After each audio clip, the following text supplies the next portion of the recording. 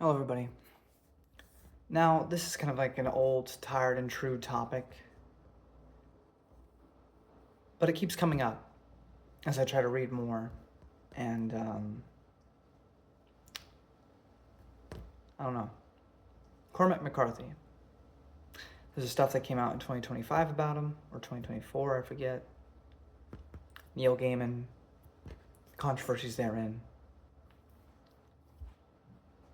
I don't want this to be too long. I feel like so many people have talked about this to different degrees of separating art from the artist and all that stuff.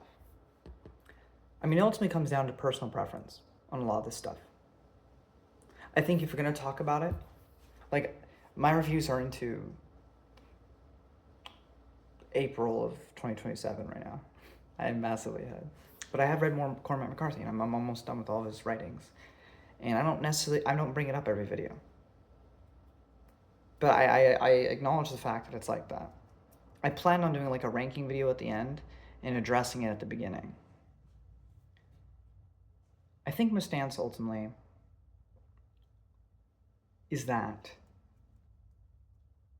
if you're gonna review stuff, if you talk about an artist like that, it is important to address it, I think.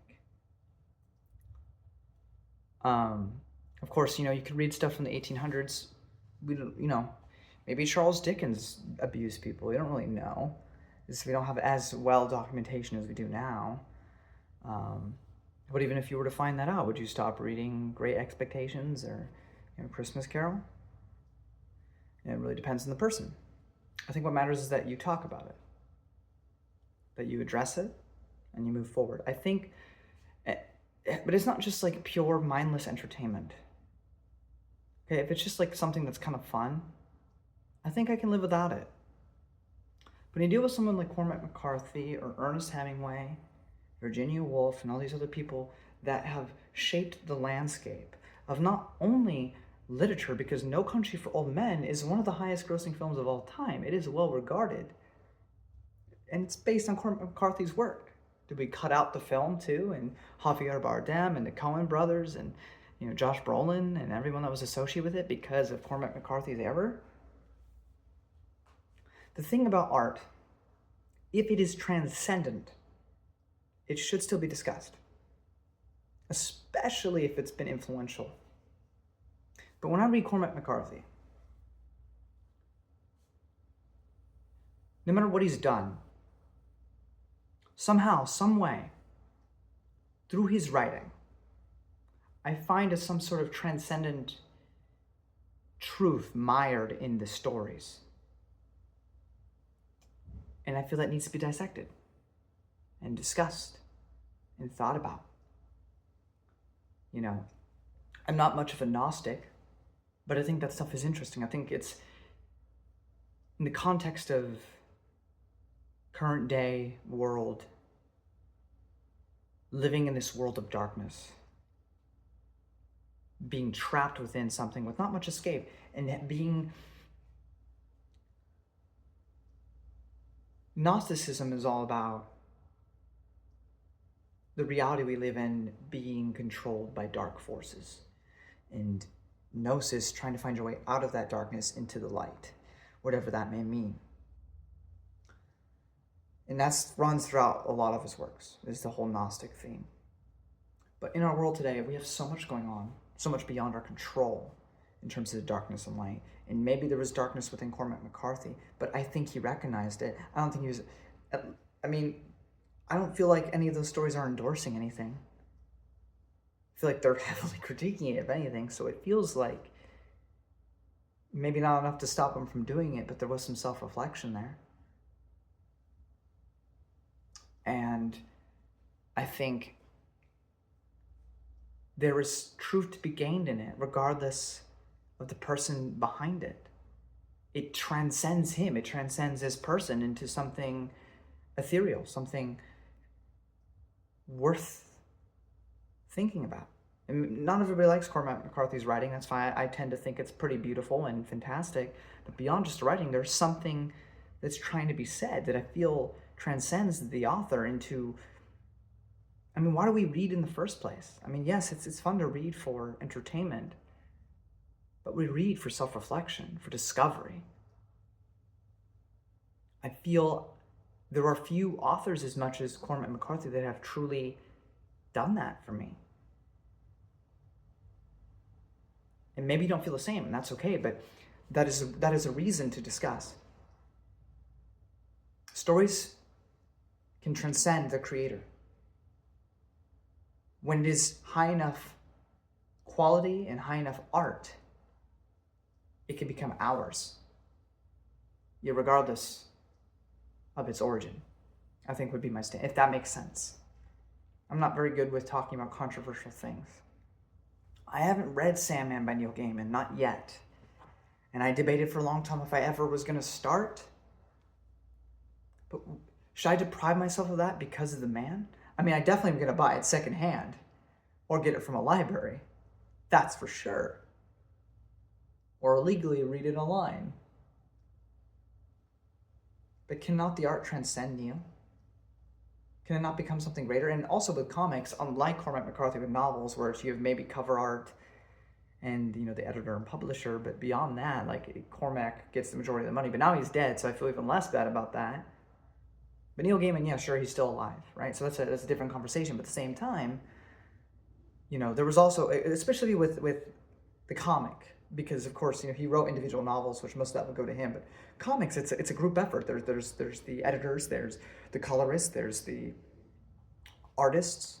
Do they all suffer because of what one man was like, or is allegedly like, since there's nothing confirmed?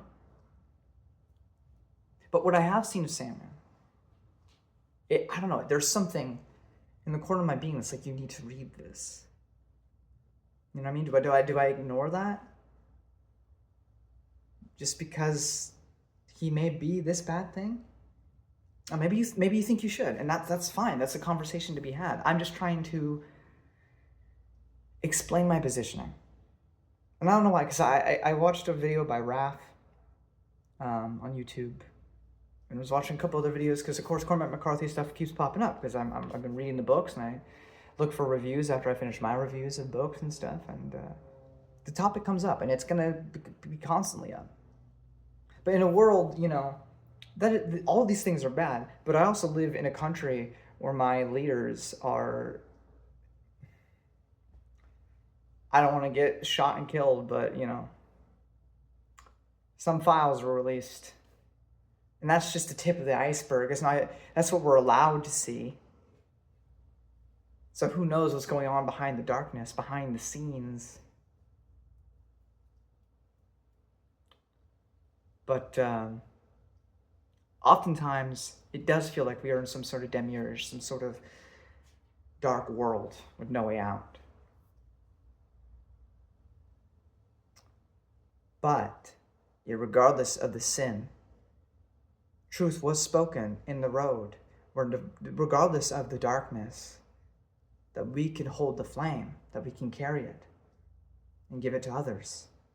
We can be that kindness, we can be that love. We don't have to follow in the darkness. We don't have to join in the judge's dance. And that poeticism of me just saying that is because that art is transcendent, and because it does mean something. It can mean something. You can derive something completely different from the author's intent.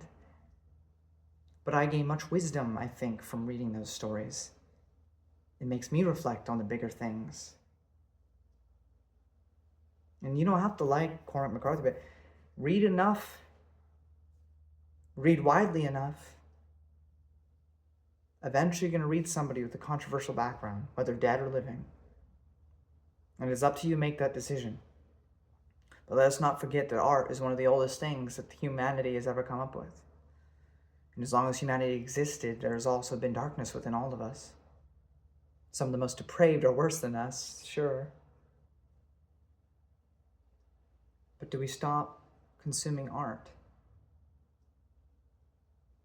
Acknowledging it can actually somehow also help us transcend. I mean, maybe we have somebody reading all of Cormac McCarthy. We can have a non-controversial, a non-problematic future McCarthy. But that requires inspiration. that requires reading controversial figures. So I don't know if I've done a well enough job of explaining myself, and obviously it's an ongoing conversation. It will go on to the day I die, and the conversation will continue long after I am dead. I think ultimately art can transcend its creator and become ours, the consumers. Art transcends. Even if William Shakespeare was an axe-wielding murderer,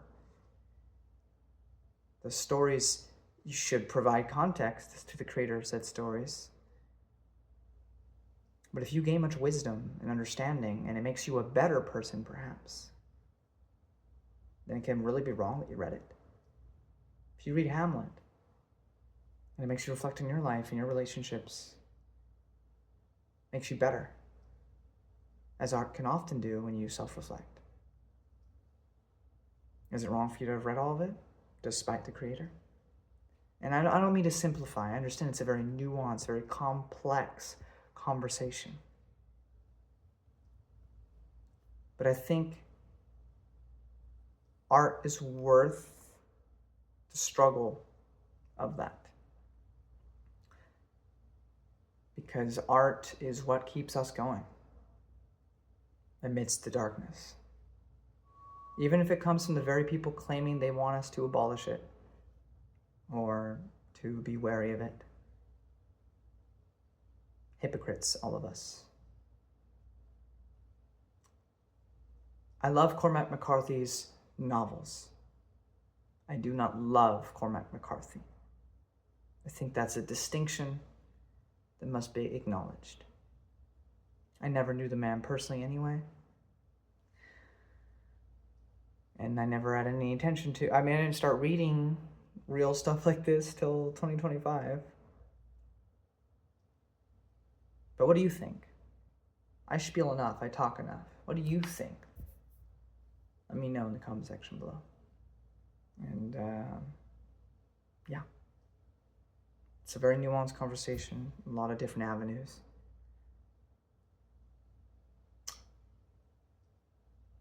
But I'm glad I read those stories, personally, for me.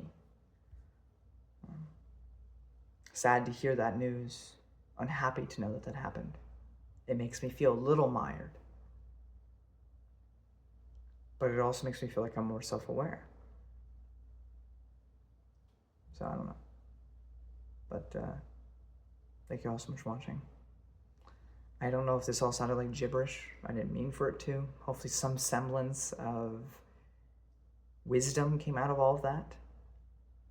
But I'm just a simple man trying to make his way through the universe.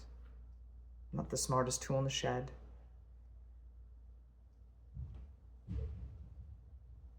But